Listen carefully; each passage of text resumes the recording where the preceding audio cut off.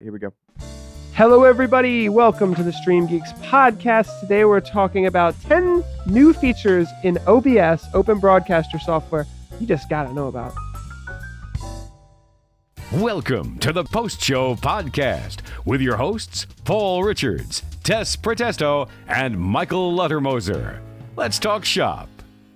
Welcome, welcome, welcome, video production experts, audiovisual engineers, And OBS enthusiastics.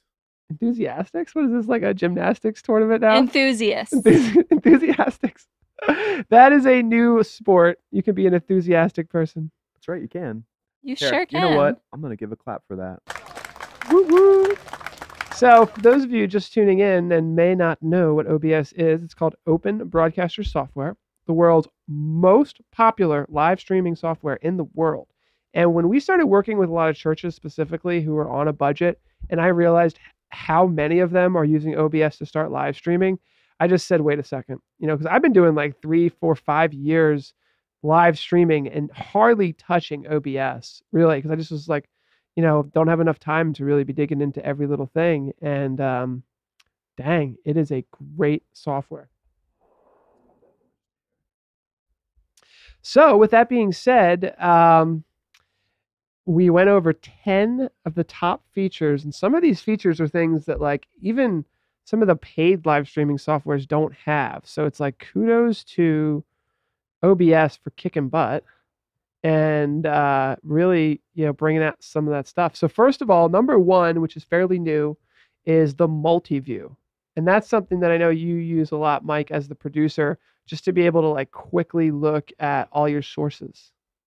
Yeah, you need it. You got to have it. Yeah, you got to check all your sources, make sure everything's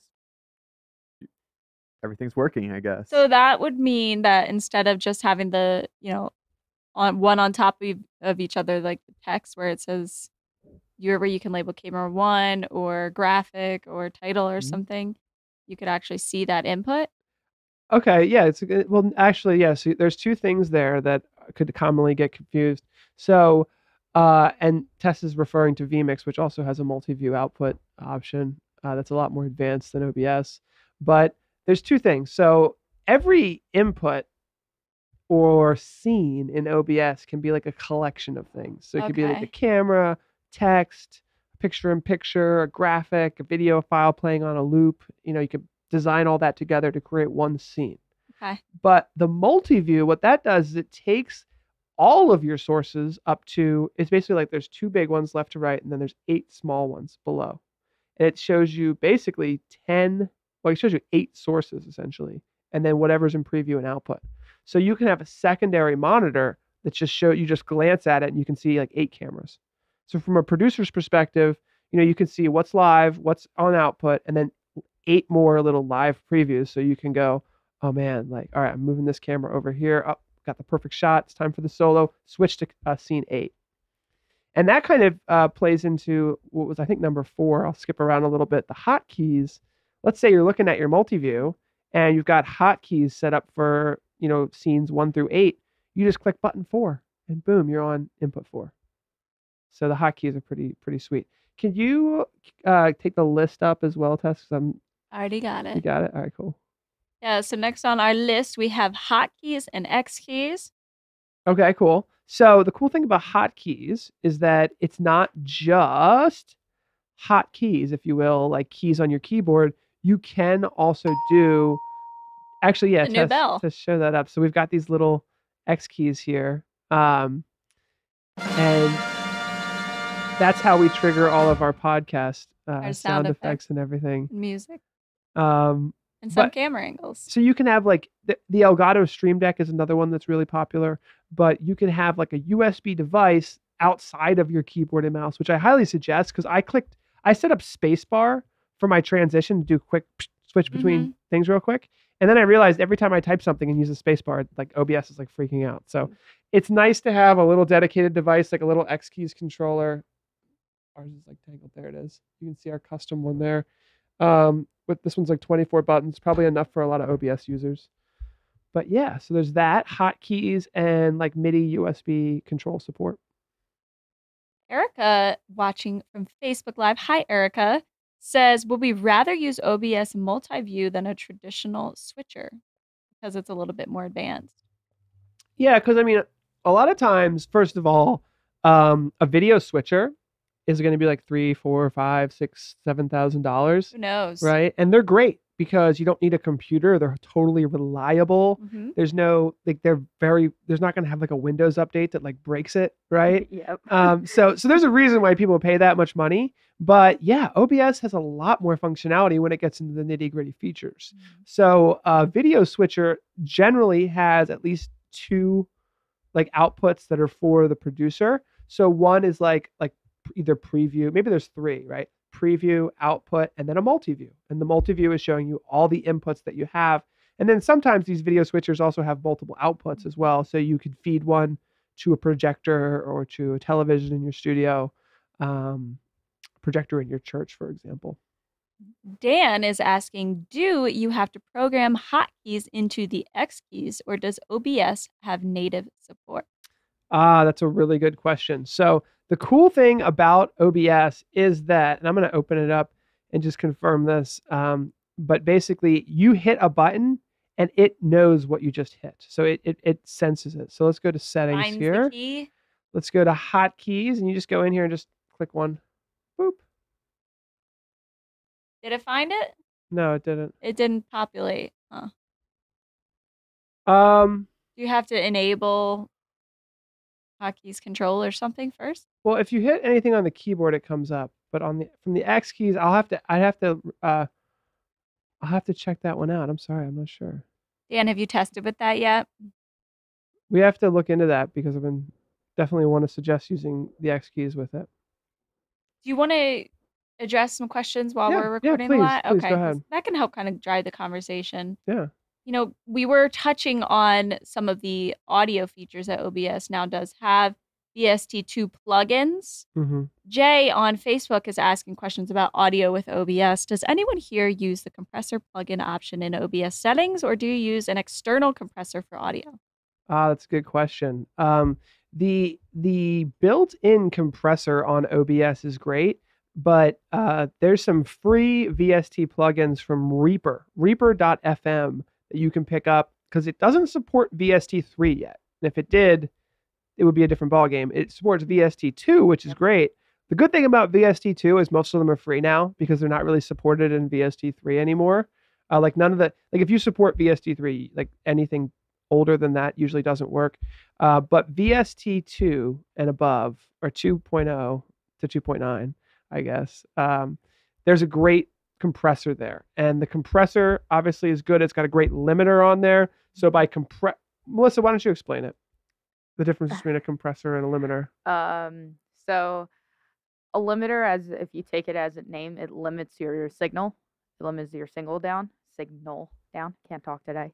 But it limits it so it doesn't go past a certain threshold that you put it at. If you put it at a gain, it won't go past that. Or if you want to bring your gain up with a limiter, you can do that. With a compressor, it kind of just smacks your signal down, which then makes it sound louder than it needs to be. Just kind of like it's almost like putting like a brick on a quarter on the ground. It's like so much pressure that you're putting it on a signal. So either you limit the sound with either taking your gain off of like the limiter, or you compress the sound to make it louder. You can use both. It's really just trial and error of what you like to hear. Yeah. And highly recommend if you do VST plugins. I've worked with them. They're a lot of fun, but always put your limiter last in your order of plugins that you have. Always put it last. It's because like if you put a compressor right out of it, it's gonna EQ it, it's gonna limit it, and then it's gonna compress the limited sound.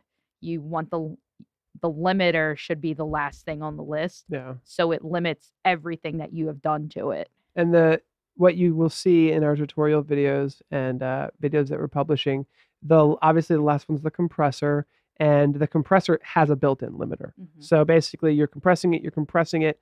A lot of times you start peaking a little bit, and then you just use that limiter to bring it back into the range. You bring it down into a range that you want.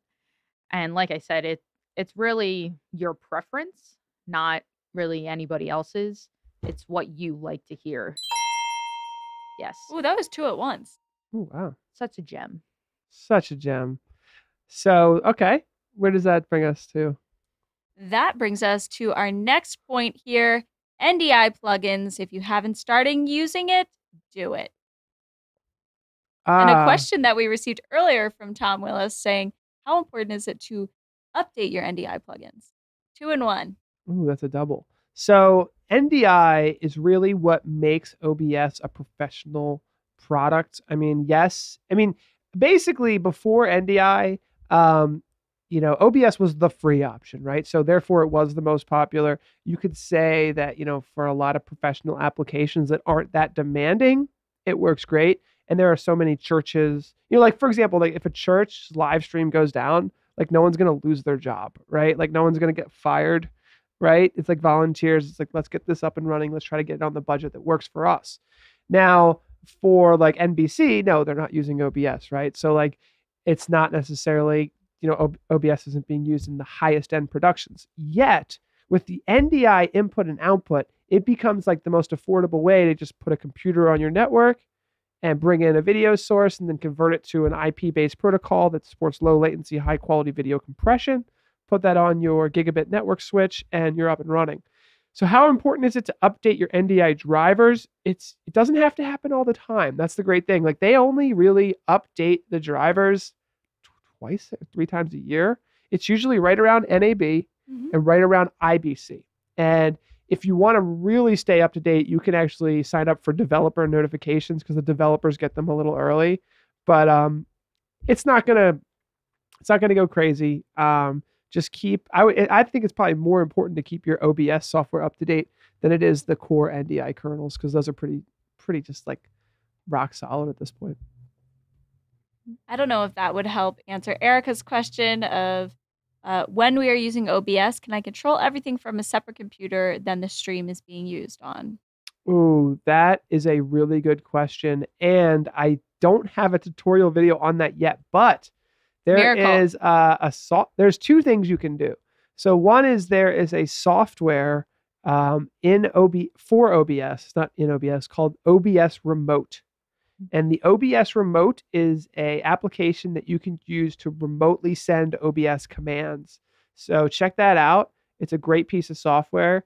And so that'll do it for you.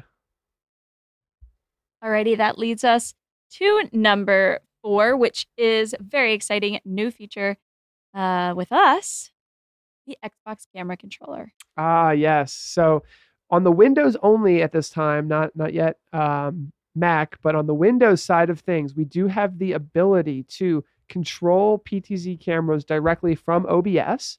So for example, one way a lot of people are using this is that you can have a scene in OBS that goes directly to a specific place on the camera. So the PTZ cameras can zoom into, if it's a scene for the preacher of a church, they could zoom right into the pulpit. If it's a scene that's a wide angle, you can actually issue PTZ camera commands directly from switching scenes in OBS. And that's really cool. We have a video on that. And then there's a PTZ camera controller plugin. And the plugins are really where you start to extend what OBS is capable of. There is a plugin for PTZ Optics cameras, and it also enables Xbox joystick control, which is pretty advanced, and we really are proud of it. It's looking really good. Our engineer, Matt Davis, is chiming in on the question of NDI plugins and updates. If you do not update the tools and drivers, you will only be doing yourself a disservice of not gaining new features, higher quality, and better discovery than you have paid for with an NDI license. So definitely something to consider when deciding whether or not to update. Okay, I didn't realize it was specific to the cameras. Moving forward, number 5, studio mode with double-click scene switching. Ah, yes. So studio mode is something that I feel like a lot of people don't dig deep enough into OBS. And then you realize that there's like 3 or 4 little features that change your entire experience. And this is one of them for sure. So studio mode is what gives you the preview and the output screens built into OBS. And a lot of people, like, they're looking at my tutorials, my OBS tutorials, and they're like, what software is he using? Like, it's OBS, except I have a really cool theme on that makes it darker and, better color. And then I've got studio mode enabled so I can see preview and output.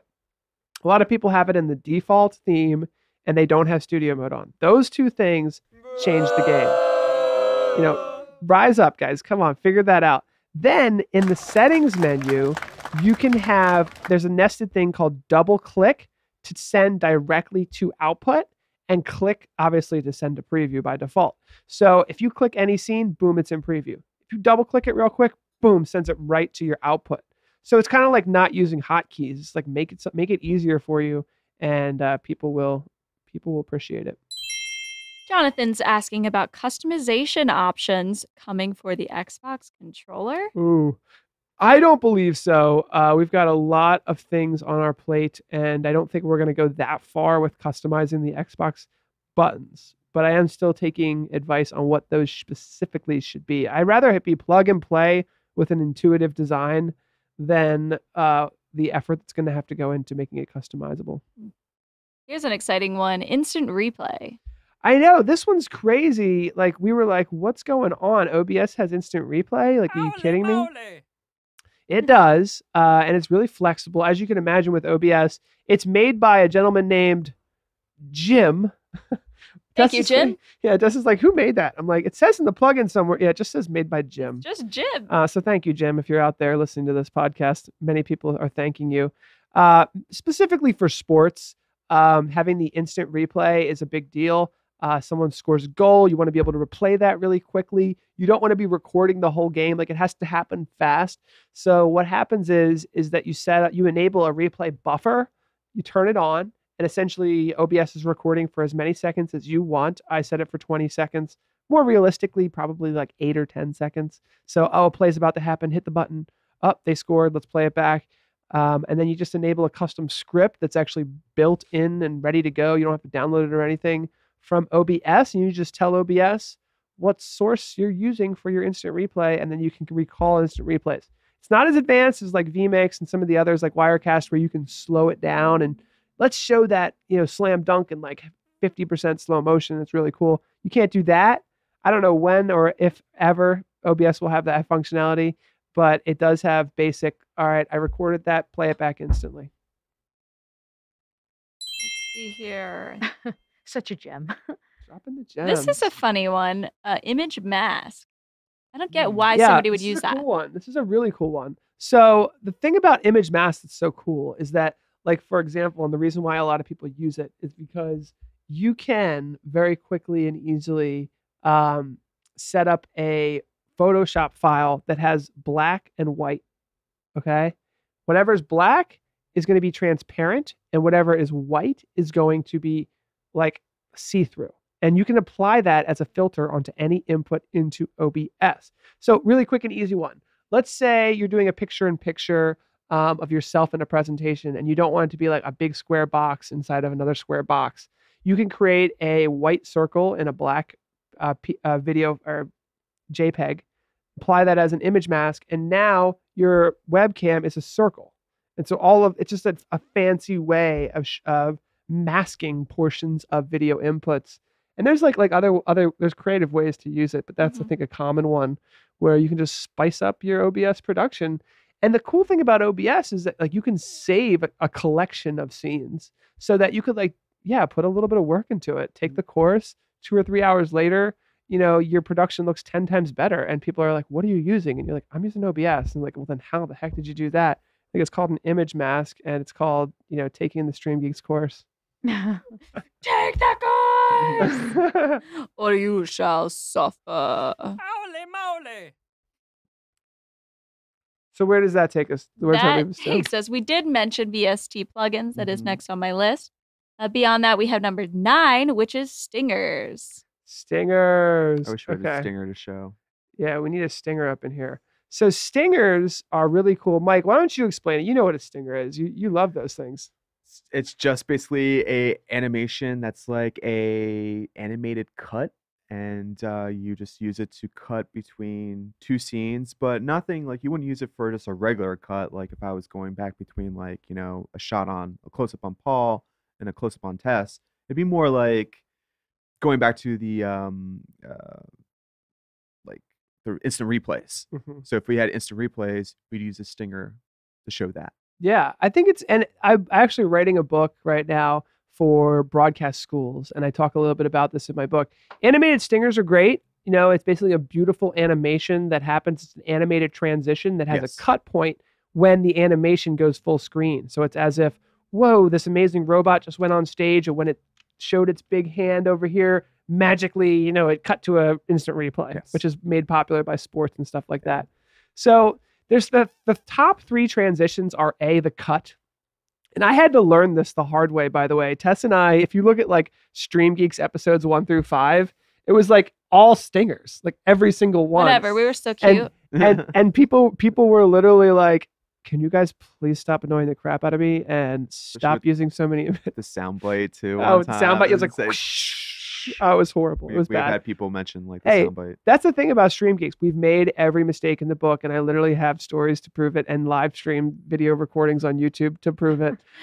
Yes, it is all documented. Tess is in pretty much a lot of them that were really went array. But anyway, the 3 top transitions are cut, Yep. crossfade, and then like stinger is like kind of up there, right? So cuts are used to go in between live cameras Yes. because a cut happens in the blink of an Yeah, eye. yeah. So it feels natural. It's like I blinked and then it changed. Like things blink, you blink, and then things change, right? It's the way the world works. Crossfades are reserved for when you're going from like a really like close up to a wide panning shot. So think about like the national anthem, right? There's a singer, she's singing, you know, sing the national anthem, Tess. I forget what it's like. Okay. Oh, say, Yes. can you see? So that's happening. And then you see a slow crossfade, and it crosses into a panning shot of all the people as they're looking at the flag. And then another favorite of mine is like there's this huge, pan of all of these Yeah. people in the audience, and then it fades to the American Yeah. flag. Yeah. And you And it just goes see back like to the singer. the flag, and then Yeah. back to the singer. And It's then like, you see the fighter jets. and the Yeah. fighter just go whoosh, and so there's somebody actually in that type of level broadcast, they're riding what's called a T-bar. Mm-hmm. So they're controlling how quickly it fades from one to the next. That must be such a cool job. But that's the crossfade. And then the stinger, used less frequently, but still probably in the top 3 to 5, is mainly used for when you're switching between a bunch of live shots to something that just happened. So Mm-hmm. it's like a visual cue that the producer has. It's nonverbal, right? It just tells the audience, yo, this is coming up, and you know it because we've trained you. We only use the stinger when we go to an instant replay or like a data of like some dude who like, here's his story about his past 25 tackles. So it's a way of training your audience. So use it in that way. But anyway, there I'm getting off my soapbox. Yeah. Yes. OBS, we stingers. use regular clips to just go back and forth. We use the fade. I think I used the fade when we're in a presentation and we're like either sometimes entering a presentation or leaving a presentation to go back on a double shot. So like those are like that reminds examples me. of what we use. The one How other we do one, it. which for the broadcast, I'll just quickly do it. There's Yeah. the fade to black. Oh yeah. So everybody loves a nice fade to black. It's not working for some reason here. There. FTB fade to black. So fade to black is popular because it basically, a lot of like high end, especially like dramatic scenes with like interviews and stuff, it starts black. And then slowly it fades in. Yeah, fades into the scene. And then you slowly fade out to black. Yeah. And the reason why is because it's like a sunrise and a sunset. Like, especially if you have like a specific segment, like, you know, it's like 90 minutes and like now we're going to go into like the It provides interview. closure. Yeah. Or It's like take a second to breathe. That was intense. Like let's and now smoke a moving cigarette on. and then move on. So that's what the fade to black does. But anyway, We only have one more. what is And it? we don't Tess? have a drum roll button, so I'm going to use one of our Oh, we audio have blocks. got to Oh, I get got drum Ready? roll kind of like a button. ta-da. That one kind of is like that. That was a long one. Whoa. Color correction and LUTs. Color correction Yeah. and LUTs. So here's one where I'm sure it was highly anticipated, highly needed. And this is just basic color correction. It's not like what vMix just rolled out at NAB last year, which like changed the game Yeah. with 3 color wheels for, what are those 3 color wheels? One is for like gamma, or One's whatever. gamma. Highlights and shadows. Highlight. Yeah. I was gonna say gain. Yeah. The middle one's gain. Well, I think all of them have gain, Okay. but it's that it's highlights, shadows, and then maybe one more. Midtones. Midtones. That's it. what it is. Midtones. So the one Yeah. in the middle is probably midtones. The Mhm. one on the left is probably shadows. shadow, and yeah. one on the right's It's- highlights. yeah. And that's like the best way to do it because then you can touch up the color depending on where you are, Mhm. you know, on the color wheels. And that's not what OBS has here. OBS has very basic color correction stuff like increase the contrast, and it's not even and the brightness, Contrast, stuff like that, yeah. hue. And it's not actually, by the way, it's not affecting your camera. It's affecting the feed that it's getting. So obviously you want to be, you know, preparing to have the best camera exposure possible first, Yes. right? From the input coming in. Yeah. But it is nice. And there are reasons why you would want to just tweak it a little bit in software. Yeah. You know, just color correcting on the fly. yeah, Something happens. Something happens. Just you got multiple feeds coming in. You tried your best to get the cameras right. things happen.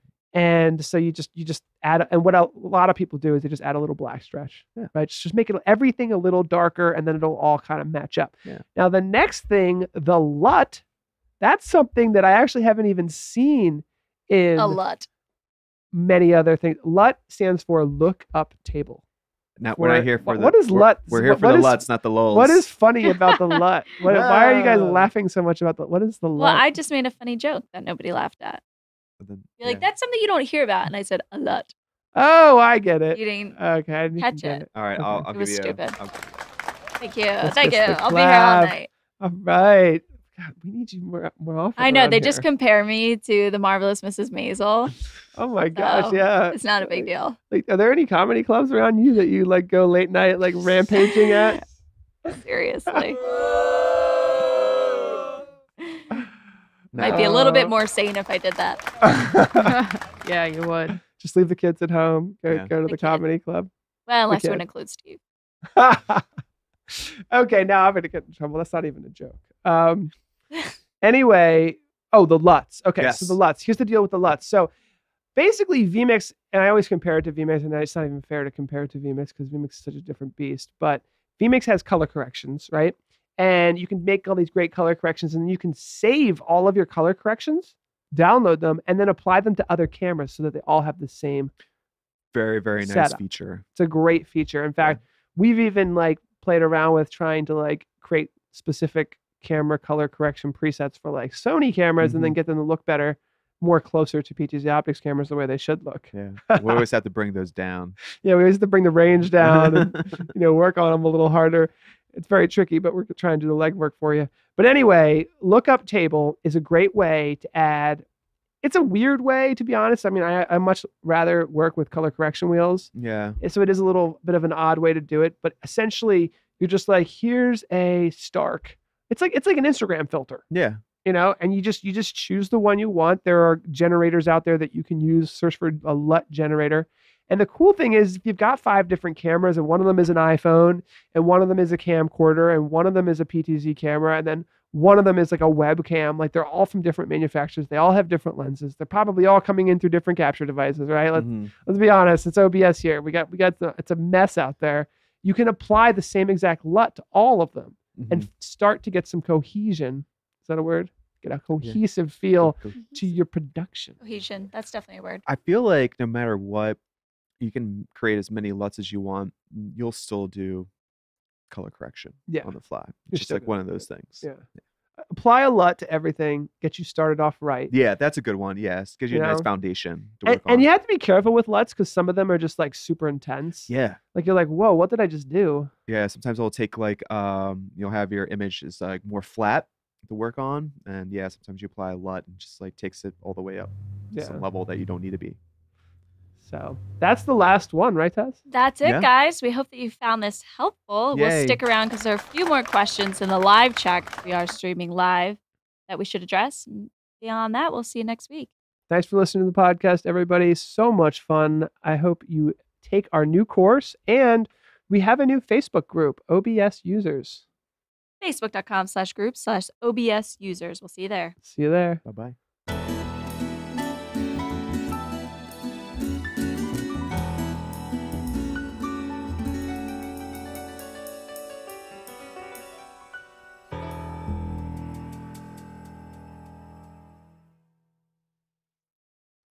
Alrighty. Nice. Lots of good features for OBS. Yeah, Gems, OBS gems, killed it. gems. Yeah. Jonathan asked, do you guys have any tips and tricks for drop shadows or window frames on pips? PIPS. I do have one thought for you there. So the image mask, right, allows you to do some pretty cool pips. And I believe, and I haven't tried this, but this is something to look into. All right, so it's like black and white, right? Anything that's black is masked. Anything that's white goes through. I wonder if you put like a little drop shadow on the white. If you follow me, like if you have a white circle or a white anything in your Photoshop and you put a drop shadow on it, I wonder if that shade of gray, that lining there, would actually show up as like a, I guess, a drop shadow. I mean, right? If not, you could just use a PNG file. Oh, that's true. Yeah. You know, just throw a PNG on there. When you're doing more advanced things with OBS, it has to do with layering. So you can layer a whole bunch of things together. I've got like 4 NDI feeds, 2 different cameras, a whole bunch of stuff in my OBS, and it's starting to like lag a little bit, especially when I started doing the replay buffer and the instant replay. So be careful when you start adding stuff. But if you're just throwing some PNG files in to do like some drop shadow, just throw a PNG on it, line it up, like design everything in Photoshop first. Yes. Right? Absolutely. Design around Photoshop. Yeah. That's where you have all that control, and then export it knowing that how you're going to use it. Export it as the PNG or a JPEG. You know, export your mask in a JPEG and then your highlight rim in a PNG, stack them together, and then use the lock feature. So you can lock and unlock sources. So once you've got them perfect, you don't click and bump it. Just lock it down and you should be good. Yes. Finally, Yos Lem says, I'm sorry if I butchered your name. What's your current setup during this live video, including hardware and software? No. Do we have a layout diagram that we are willing to share? Do we have a video? I think we have to do an updated video. We check out StreamGeeks.us for an outdated video. Yeah. And that's part of Melissa's job. Yeah. Melissa, fill us in on what you're working on. Right now, I'm working on trying to figure out what is going where right now. Because no offense to these guys, but the corner over there is just a pile of wires. So I'm trying to figure out right now which is going where. So from there, show that really quickly. So this will show you what's going on right now. And that's supposed to show the junkie. Yeah, I know. That looks good. This is what you're not supposed to see. That's down there. Oh, ooh. Yeah. So look at all those cables. She goes home and cries every day. Yeah. It kills me on the inside a little bit. When I first met these guys, I saw it and it made me die on the inside a little bit. Wow. That says a lot. No. Ouch. That's what happened when I saw our Dropbox here. The Dropbox, yeah. The Dropbox is the same way. No. But just overall, just gear-wise, is just an audio mixer. What is it? 16? Yeah, 16 buses. 18. 18? Yeah. Did you mix 18? Yeah. 18, yeah. 18. There's 18. I didn't know because all I saw was 16 here. But there's 18 of them. They have a Nook. They have the Thunderbolt. They got the PTZ Optics cameras all the way around, and they're just going into a corner right now. So just imagine a corner like of a wall, just everything's plugging right into that. I mean, just like it's just all leading down to the floor, and I'm just like, it's just is what it is. So I'll be drawing up a diagram of like from the screen where the cameras are, where the mixer is, and then where all the wires go. So maybe I could show it to you later. Yeah. No, that's basically what I'm getting at here is that Melissa is working on it. It's my job to fix it. It's her job to fix it. It's her job to catalog it, and we're gonna do a better job of that. Yeah. Us three are gonna stick with our main job, which is putting the show together and creating these courses and coming up with the ideas. And that doesn't leave a lot of time for documenting everything we do. But and I just do the background work. She just does the background work. You might notice that the audio sounds a lot better ever since she started. Started last Monday. Great job, Melissa. For whoever's here, I'd love just a grade on the audio. Yeah. Just so that we can tease Melissa a little bit. Because last week it was a D or an F. last week. This time, yeah, Monday. This time Monday last week, it was like a D or an F. And then we got notified on Friday, Rating. it was an A-. So it's up to you. It's up to you whether Melissa gets to keep her job. Yeah. Oh my gosh, that's not true. We're kidding. Streamblock says, do you have any tips for solving the black sorry, go display ahead. capture for laptops? Oh my God, I felt that. I feel you. I feel you, bro. What was that question I feel again? I'm ya. sorry. Black display is what he said. I've had it. I've had it in OBS, and it's weird because you don't get it in other programs. Have you tried rebooting it? I'm just kidding, because everyone always says that. Have you tried restarting it? No, there's a couple things. It's hard to say what it really comes down to. If you go into the properties of your video capture device, there is an area in there that I was Googling it because this happened to me and Mike a little bit ago, and I was Googling it, and you know what it generally has to do with? You have something set up improperly. It's worth, if you can do it, it's worth just doing a fresh install of OBS, to be honest, because you've got an output on there. You config something a little funny. It's worth just doing a total update and a refresh of OBS. Just start from scratch. If you can't do that, then you have to go into the individual pieces of hardware on your computer, open them up, look at the properties, and there's a compatibility mode, and you can force compatibility with the specific operating system that you're using. And that's as far down the rabbit hole as I've gotten. And it does work. It does fix it. So Dave said audio is Kinda very scary. good today. Woo! thank you, Thanks, Dave. All right, Dave. Melissa, you can stay. Yay! Am I making cables on Wednesday? Yeah. So Wednesday, Melissa's going to be making. Well, you're going to need to make cables anyway. Yeah, I know. I need You to know make what I mean? cables. You but- might as well just be like, I need all this stuff at the office so I can make Well, cables all the time. what's good is I have a crimper already. I have a stripper. I have Cat 5, Cat 3, Cat 5, and Cat 6 connectors. All I need is Good. the wire. Yeah, which we have boxes of over here. Yeah, I have wire. I just don't need have the boxes wire. of SDI, but SDI. I have enough. It's Yeah. fine. But I don't have the Ethernet wires, and then I have my Yeah. soldering iron with me in case I have to make XLR cables. You're gonna need. Well, that would be fun to do one of these days. But let's just start with Ethernet and SDI. Okay. You're gonna need those SDI connectors. Yeah. But yeah, It's gonna be a fun time. That's gonna be fun. We're gonna It's let. gonna be a pain. Melissa says she can do all this stuff. We have to put it to the test. I went to college. She's still in college. Hey, I'm You're just still in college. You Hey, haven't graduated yet. Hey, You're good. I graduate in May, and I'm here for the rest of my time at my college. So You're I have still nothing, in the process. You're so- doing good. All right. I have Keep my cap crushing and it. gown whole thing in the next month and a half, and I was like, oh man. Before I know it, I'm not gonna be in college anymore. Nope. It's gonna be very It has sad. its ups and downs. And then loans come in, Yes, once that happens, it's mostly down. and Just then it's kidding. like, oh, they No. stink, man. Nobody likes them. Apparently, Mike does. That was An a clap agreement. to agree that they all stink. Oh, okay. yeah. Okay. That's all the people with Yeah. the student loans clap. Yes. It's not your your school clapping for the checks that they're receiving. No. It's all the college financial officers just going, yay, Yep. increase the tuition.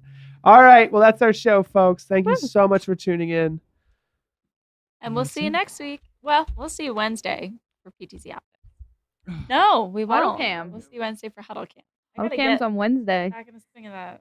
Did you guys change the whole thing where it's instead of it says Friday, it says Wednesday? No, we didn't change that yet. I'm glad you remember that.